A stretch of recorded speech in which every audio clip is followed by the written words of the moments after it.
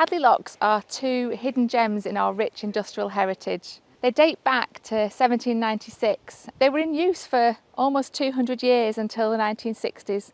Since then, they've sadly fallen into disrepair. That is until now. We're about to embark on a 3-month restoration project to bring back the locks to their former glory. The guillotine lock gates are actually quite rare structures, very few of them remaining in the world now. The project is principally to conserve the remains of the lock gates, where necessary restore some missing components. Our first objective really is to try and clear away all of that vegetation and remove all of the debris, erect a scaffolding. Then the intention is to carefully dismantle each of those timber frames, and then they'll be taken back to a workshop, try and conserve as much of the original fabric, carefully match and scarf in and repair new timber where necessary. For a community to be able to take possession of their heritage, essentially, I think what you always strive to do with building conservation. The building of the canal was started by Josiah Clowes in 1793,